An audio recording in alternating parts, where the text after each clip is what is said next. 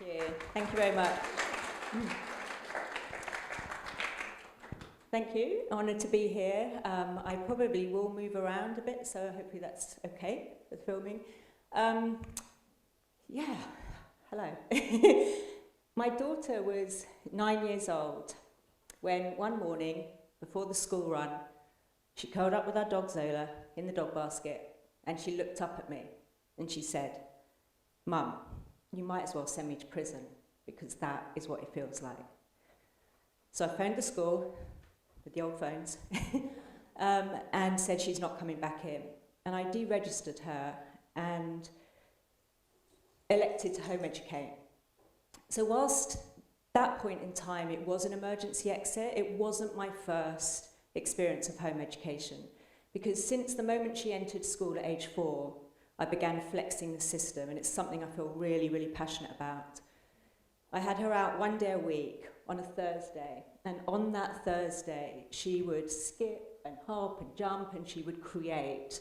And my daughter, even right from an early age, was a writer. She loves to play with words. And then the year before I took her out of school, we'd actually been lucky enough to go on a family adventure to Canada for 9 months. And I had every intention of sending her into school.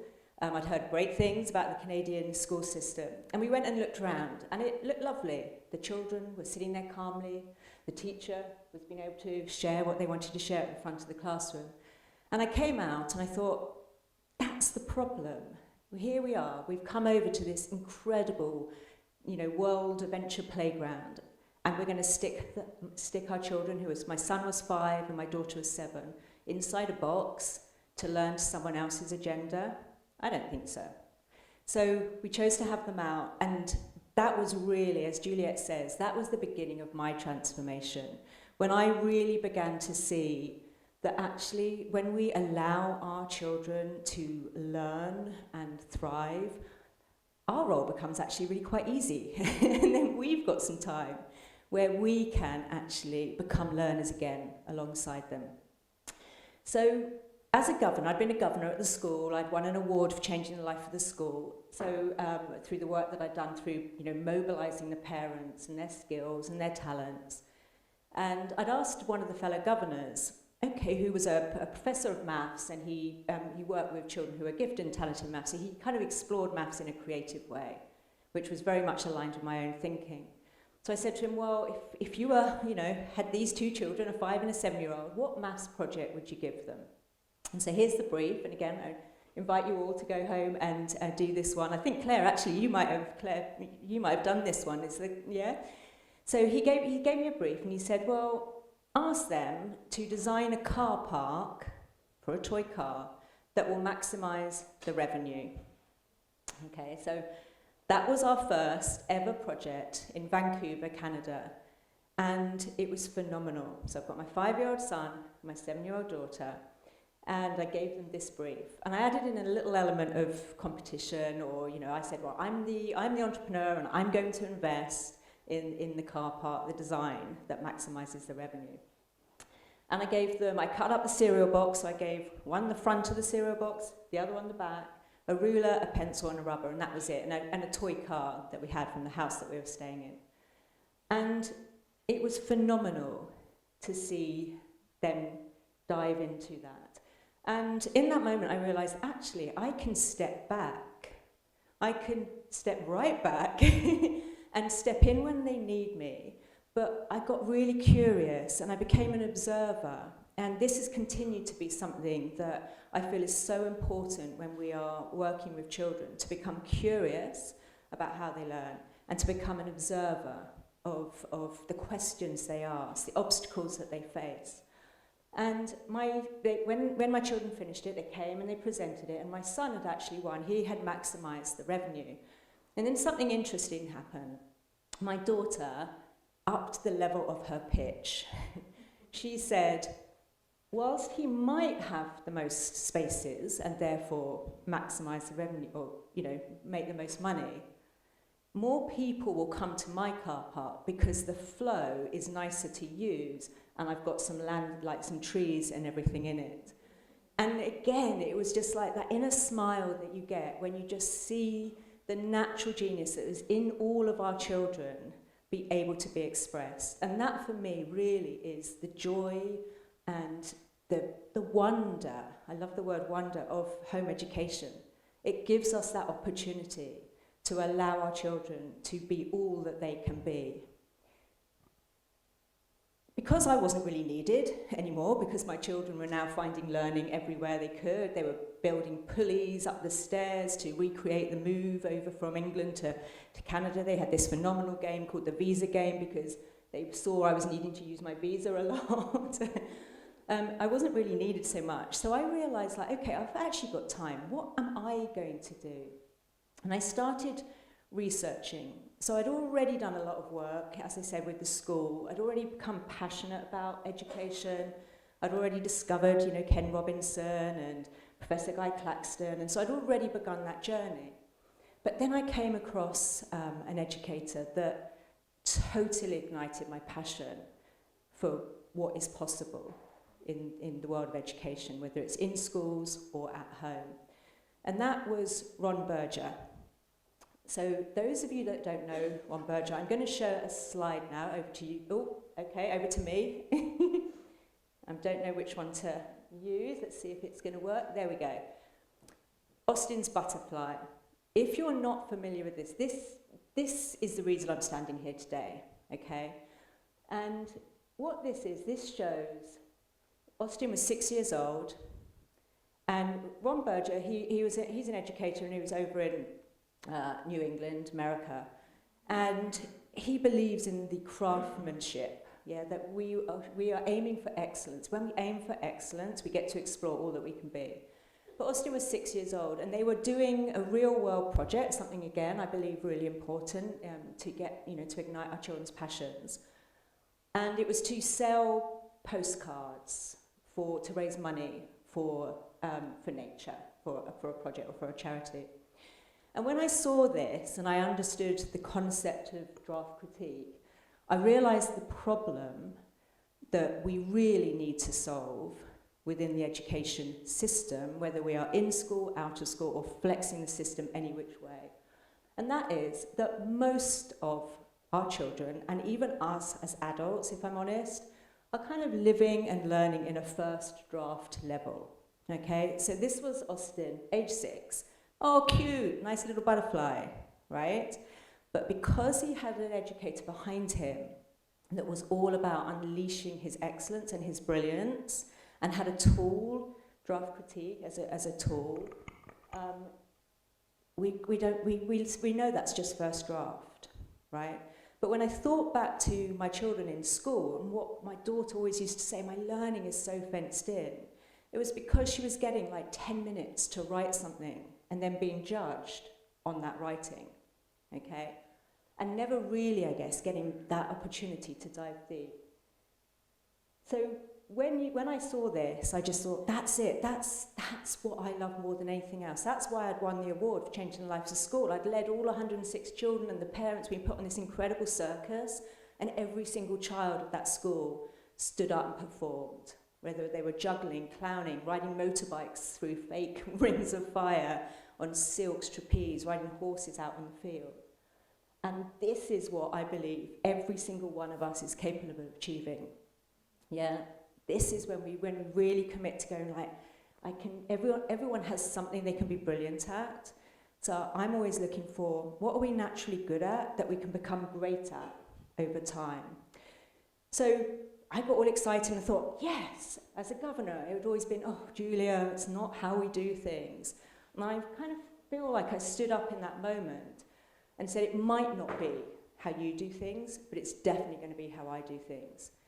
And I kind of declared that I was going to set up, I don't know, maybe it was the time of the free schools, maybe it was going to be a free school, or, you know, a learning centre. And then everything started snowballing, like it does when you know that you're on the right track. And when I got back to England, all people were emailing me, going, here, you're going to set something up. And it's like, oh, okay, maybe I am. But I started in September 2013 with 23 children who were being home educated or flexing the system. And I opened up my Creative Learning Centre. And I began to look for my equivalent of Austin's butterfly. So, it's not over to you, Kent, it's over to me, but this is the one we might need to play. Have I gone the right way, or have I gone the wrong way? So I want you to meet Oscar, age 6. Nothing's impossible if you keep on trying over and over again. I was really thinking hard.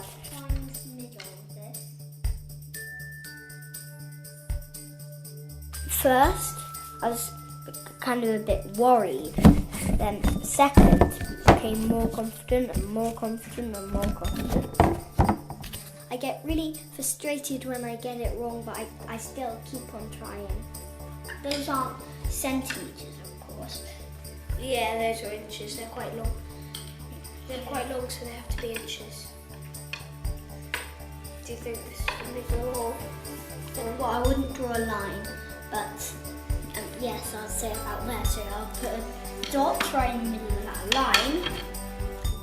Here's my draft one. I was kind of really excited when I was about to do it. As I did more and more of this draft too, I got more confident and more confident. 3, I felt really confident, and then I thought I could be even more confident doing my next one, which is my draft 4. So on my draft 4, I was like, doesn't look quite right. So I tried again. As I went through it, it looked more 3D until I went all over it with 3D and then did the sketching. I was really amazed with myself. You can see the difference between that and my first. I feel really amazed and proud of myself. Has this changed the way you look at learning? Yeah, it has. In what way? In a good way. Thank you. Yeah, I mean, it always, whenever I watch that back,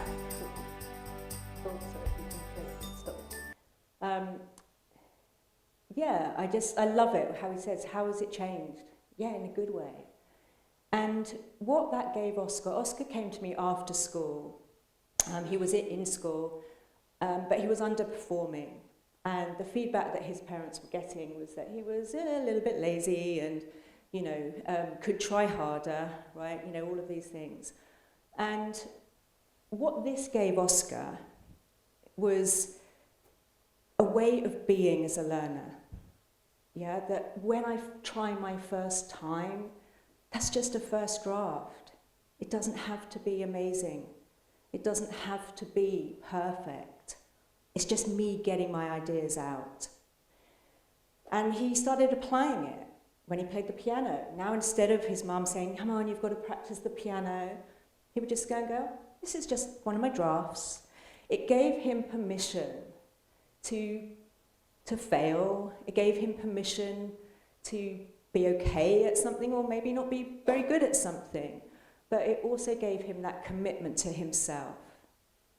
So this to me is what learning is all about. And when I had my centre, I had it open for about 4 years, and I ended up with a centre on a school site as well. So over those 4 years, I worked with probably thousands of learners. We collaborated with 15 schools. So I began to see sort of patterns, of behaviour, patterns of learning, patterns of why could some children come into my space where you could literally do anything. If you wanted to do coding, you could do coding. If you want to make films, you could make films. If you wanted to play with cardboard, you could play with cardboard. Why could some children access that and others couldn't? And I realised the second mistake or problem that we really need to solve is that it's the internal learning environment that matters more than the external learning environment. And so much time and money and energy and focus is on tinkering around with the outside, with the curriculum. Should it be project-based learning or really real world? Should it be, very traditional, subject-based on knowledge? Or should it be skills-based? And it's like, it can be all of that. when you turn your focus to the internal learning environment and you start learning from the inside out. So that again became a sort of almost a pivotal moment for me when I realized that I had fallen into the same mistakes that I was kind of criticizing others for. And I began to think, okay, well, if it's all about the internal learning environment, yeah, we've got tools and techniques, and draft critique is an incredible one, as are briefs and things like that, and there's loads of tools that you can use and strategies. But I kind of became curious, and I was like, but how? Maybe there's a way we can measure this so that we know when we are on the right track. And I had the opportunity to go and see my sister over in Australia the summer before I was about to be based on a school science, on a secondary school. And I met up with a business strategist who had known my father. And I said to him, like, the problem I'm trying to solve is I don't want to be assessing children. I want to actually have something that can eradicate the need for us to test children continually because it gets in the way of learning. I want something so that we can kind of see when we're doing it right. And he said, well, how do you know when you're doing it right? And so I said, well, because you see it. You see it in their eyes. It's like their lights have come on. And so he said, well, there you go. Lights on, lights off. And it was one of those moments for me, it was just like, can it really be that simple? You know, why have we made this so complicated? And it can. Oh no. And it can be really that simple. But back in 2016, when I first came up with this, the concept, and we started implementing it, I didn't know the science behind why it's so effective, and behind why I believe this should be the metric that we all focus in on to absolutely guide our children through the educational system. Home, in school, out of school, flexing it, however we do it, right? This is what we should be looking at, because the science behind lights on and being lights off it's all about what it means to be human. So I kind of want to make this next bit a little bit interactive, because it's always fun just to sort of get you really, really moving from your head of understanding it and going, yeah, that makes sense. And I want you to sort of move into your, you know, to your heart. So to be lights on, right? What does it mean? What is it you feel? And I'm going to open it up, so anyone just shout out whenever anything comes to you. What does it feel like to be lights on? When you are learning with your lights on, what does it feel like? And I know I've got some of my lights on families here, so... Yeah, involved. I'm involved in my learning, right? I'm taking ownership of my learning. I'm lights on, I'm excited. What else? Yeah, I am so curious, right? I'm really, really curious. Curious for me is like one of the best growth tools you could use. Remember when my children were doing it, I stood back and I got curious. What are they thinking? How are they expressing themselves?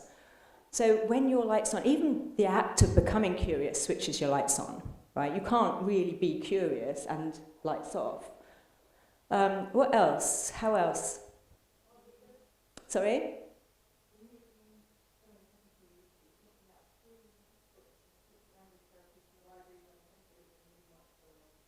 So hungry to learn, yeah? That's what I'm hearing from that. Yeah, hungry to learn. It's just like, oh my goodness, I'm like a sponge. Yeah, and it's just like, gosh, I haven't read for a long time, and now I've just consumed, read through 3 books and probably annotated and taken lots of notes. So yeah, absolutely, hungry to learn. What are you thinking when your light's on, when you're curious, when you're hungry to learn, when you're excited, when you're involved? What are some of the thoughts that you might be having?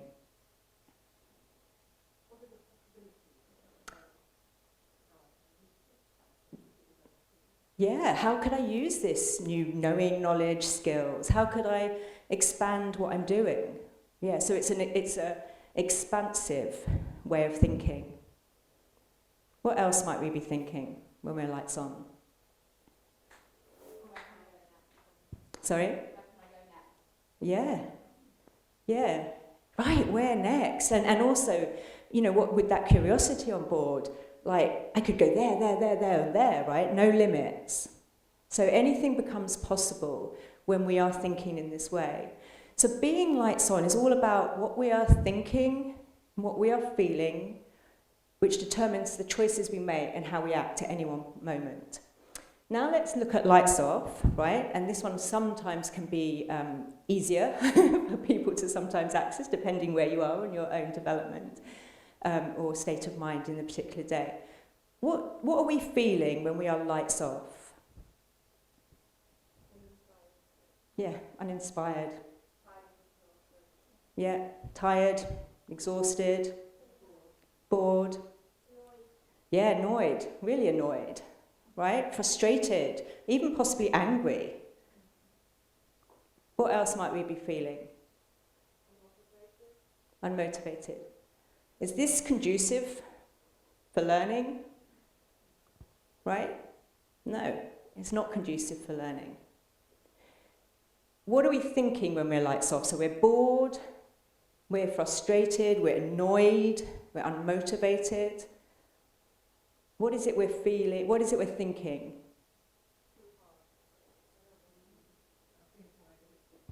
Yeah, this is too hard, I don't want to do it. How quickly can I get it over with? Yeah.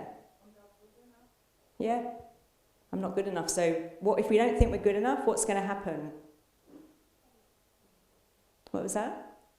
Yeah, we're going to fear the failure, and so we might not try. And that's what keeps us stuck in that first draft mode. Look, well, I'm no good at drawing a butterfly. I can't do the impossible triangle. It's not as good as, so I'm not going to bother. Yeah? So what I'd like to do now is, let me just see, get to the next one. With this up, I just want to do a little, call it an activation. And if you are happy to play along, that's fine. If it feels a little bit uncomfortable, that's fine too. But I just want to give you almost a quick hack to getting to be lights on, okay? Because as the leaders of your family, that's how I think of us, especially in the home ed, adventure. We are leading our children to be lights on, where they can explore anything that they set their hearts to, right? With that expansive way of thinking and that feeling of being like, yeah, I can do this. So if you're happy to, I'd like to invite you to close your eyes. You don't need to. So again, you take ownership of that. But close your eyes. And I want you to think of, I call it an inner smile. Something, a memory, right? Or a scene. You can either, if you visualize it, or you might feel it yourself in it, however you tend to sort of, bring something from your imagination into your sort of being. And I want you to think of a moment that when you think of it, you just smile. You smile on the inside and you just feel your heart almost just switch on. It doesn't have to be big. For me, the one I'm drawing on a lot at the moment is I have a new puppy called Frankie. She's a snoodle. I love her, and so I just imagine her face, and even like you can see me smiling now, yeah? I'm missing her, she's at home with my son, but I just imagine her face looking up at me, and that love that we are creating between us, and I instantly feel a melting, and yeah. And then from there, you can spread that out, take a few breaths, and just allow the smile to come onto your face as well. Because our hearts is really where we are going to supercharge being lights on. Okay? And you can stay there for as long as you like, and I encourage you to learn how to do this and stay there for maybe a minute, and then if you can, extend it out to 2 minutes or 3 minutes. But take one last breath and then come back into the room. So, lights on, lights off, for me, is really something I'm passionate about, and I believe this can be a game changer if you use this, as your family, with your families. And here's something I want to give a shout out to my team. I've got Joe and Nadia here, Team Lights On. Yesterday we met and we were talking, and this is where it gets really exciting. I'm not here to tell you to kind of, yay, let's try and be lights on all the time, and oh my goodness, you've got to get your children into that space where they never feel annoyed. Right? Because lights off is where the magic happens. Lights off is where the growth happens. Lights off is where the transformation lies. And this is where it gets exciting. Because if your lights are always off, right, we've just described what that means, you're not going to learn, okay? Not effectively. It doesn't mean you can't jump the hoops and get the exams. Lots of high achievers are very, very lights off. But if your lights are always on, you cannot grow as much as you can. Okay, so this is really, really important. And I just want to give you a little bit, I've somewhere along the line on this adventure, you know, from the moment I started flexing the education system, I became a neurocoach. So I work with mothers to hack their brains in order to become inspiring leaders of their families. But this is what's really important. What we just went through, we went through an exercise where you were able to draw on your thinking and the thoughts, right, that would move you and shift you into a lights on state, which is creation mode.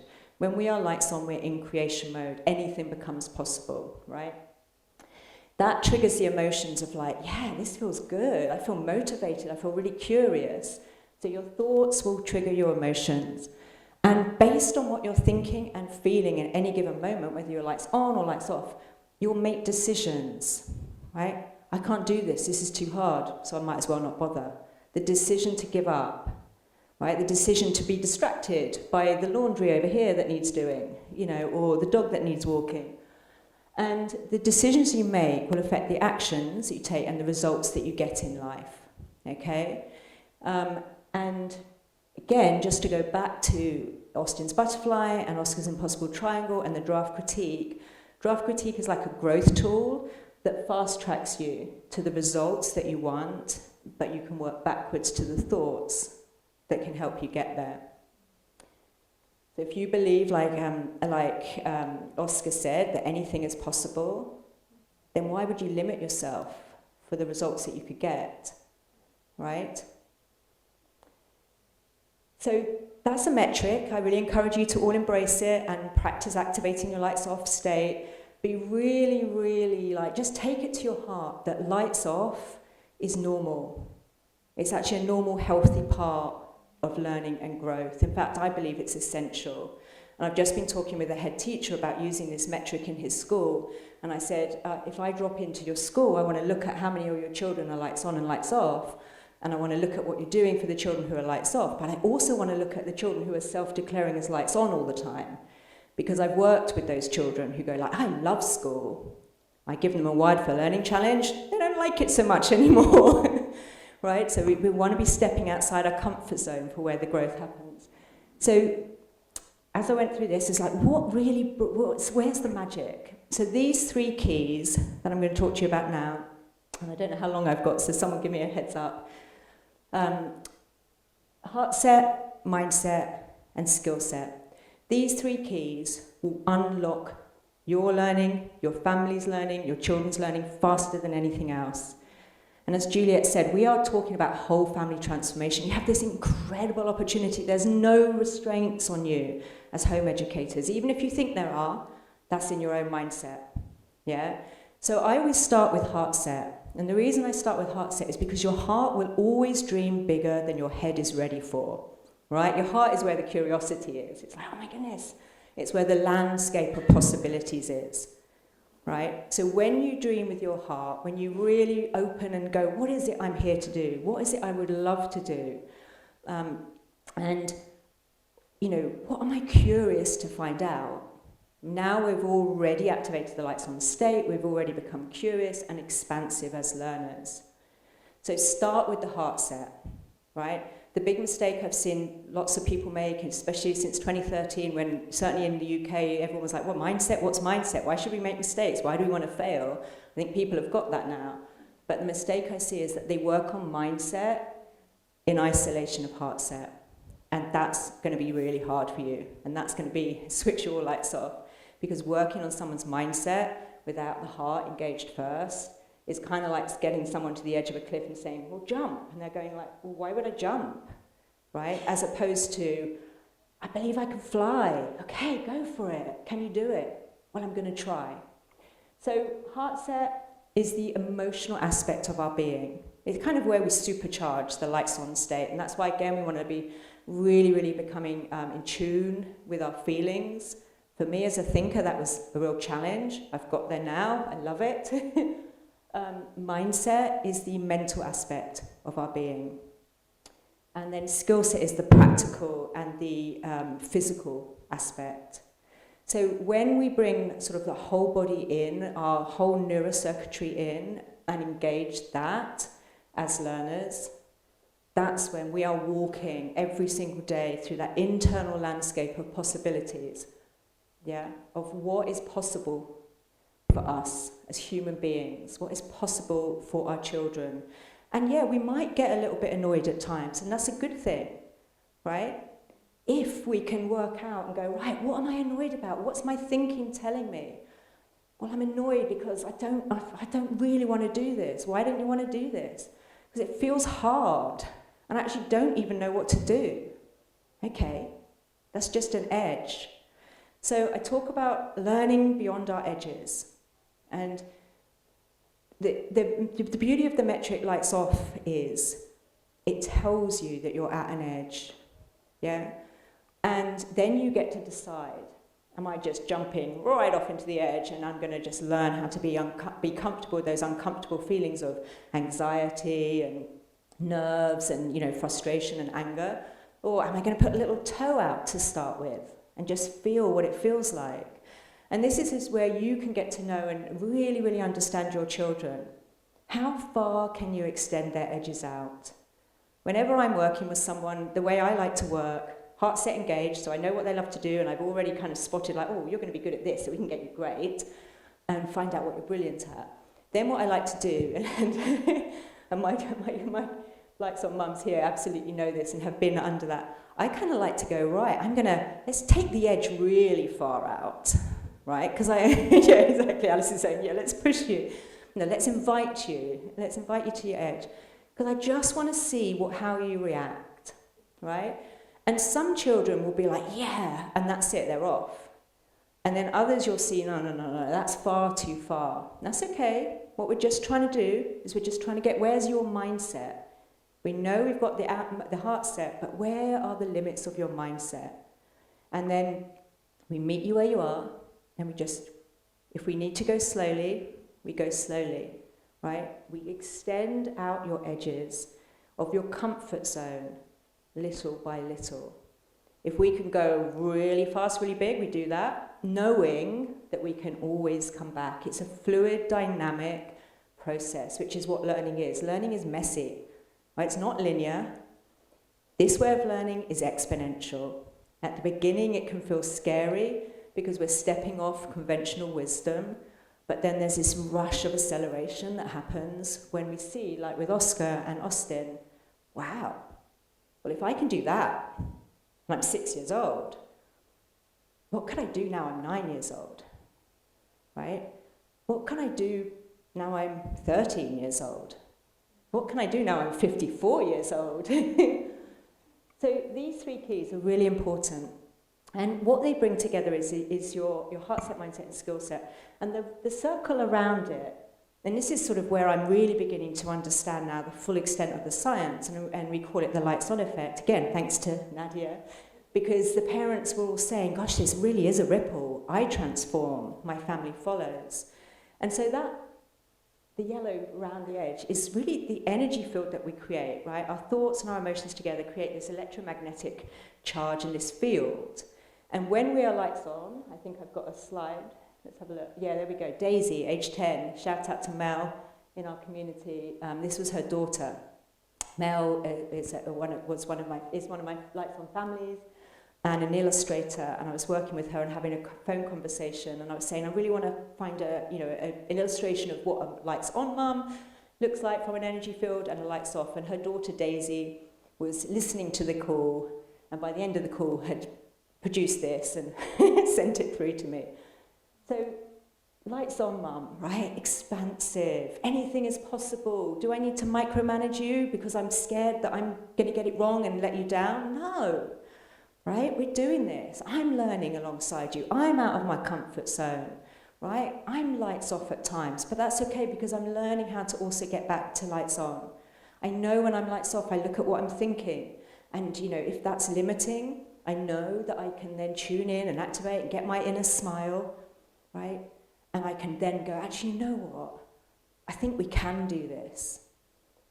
So, lights off, we are likely to, and I've coached a lot of parents now, so I know, you know, the habits or the patterns, we are likely to become very controlling as the leader of our family, as the guide for our home education journey when we are lights off. Because suddenly we are full of doubt of the decision that we have made. But it's all on me, and I don't even know or believe that I can do this. Yeah?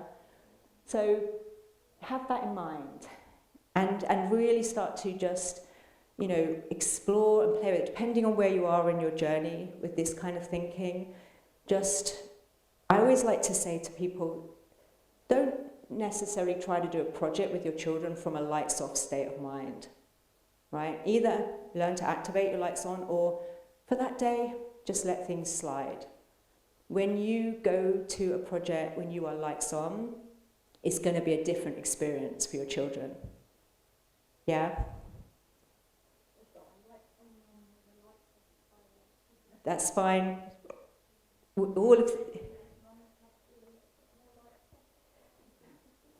Well, we can look at that. Maybe again, we can, you know, after the thing, absolutely happy to take, you know, to talk to anybody. Remember, lights off is okay. It's how long?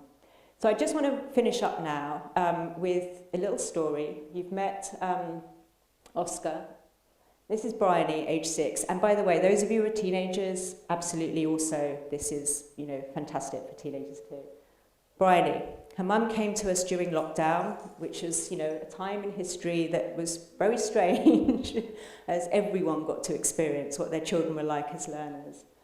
And she was having anxiety about going to school. And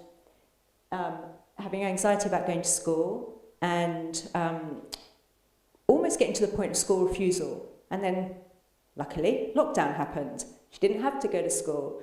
But her mum then began to see what the problem was and thinking it was like, okay, this is a mindset problem, right? But she found us, she came into our program, and we began to kind of go, well, what really is the problem? And it's like, well, she didn't want to write. Every time it came down to do the schoolwork of writing, oh, I'm really hungry, I need something to eat.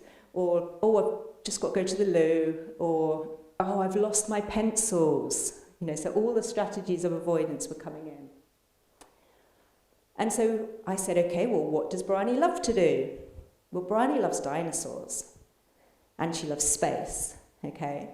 And she loves communicating. She loves getting knowledge and then sharing it. So I was like, okay, well, let's just hang out in that space for a while. Let's get her confident about what she does love to do. She's a communicator naturally. She has something she really wants to learn about and communicate. So let's hang out with the dinosaurs. And when her mum, Nikki, felt the time was right, I said, right, because I think she was going back to school, that was it. It was starting back up in school in September. She said, I really do now want to try and, you know, help her write. I said, okay, ask Bryony if she would make a book about the dinosaurs. And of course, Bryony was like, yeah, I'd love to make a book about the dinosaurs. So this was her writing in September, after a process of refusing to write at all, okay? And then in January, this was her writing, okay? This transformation, those of you who have, you know, worked with lots of children, in just a few short months, right, certainly less than an academic year, to go from anxiety about writing at all, right, to writing that first book, that's a huge step in itself, okay? Anxious, and now she's writing. She did, like, I think, booklets. You can see the staples down the middle. It wasn't just this page. It was a whole book on writing. That's massive in itself for a 6-year-old. To get to that, I think she's 7 now. She had a birthday in the middle. And all of this was by empowering Bryony to take ownership of it. Do you want to learn to write? Yeah. Right? And are you willing to give it a go? and then helping her develop her strategy. And the strategy you want to write for 10 minutes and see how many words you can write? Or do you want to try and write 10 words no matter how long it takes? No, I want to write 10 words with no time limit. And her mum coached her at around 6 words. She's going lights off, but that's fine because her mum knows this isn't a problem, this is just an edge. The anxiety's kicking in. Do you think you can write one more word? Yeah, I think I can write one more word. Right? And she got to the 10, and of course when she got to the 10, there's the win. There's the celebration, there's, I can do it. Doesn't feel very comfortable at times, but I can do it. And then of course, she goes back into school, she doesn't feel the anxiety anymore when it's the 10 minutes of writing. She sits down and she writes. She looks across and notices her best friend's got really neat handwriting, and now she raises the bar, right? She raises that bar and she sets her own goal. I want to write like that. And she set her own time limit. This is the power, this is the transformational power of what we are all sitting on as parents, whether we're fully home educating, whether we're flexing the system. When we become leaders, when we become, lights on and know how to handle the lights off within our children and within ourselves, and we empower them to take ownership, these journeys, our children are able to go from what they can be naturally good at to becoming great at it over time. So what an opportunity. I like to think of home ed as the adventure of your lives, like Juliet says. This is your opportunity to learn and grow and absolutely shine. At the same time, you lead your children to achieve that too. Thank you.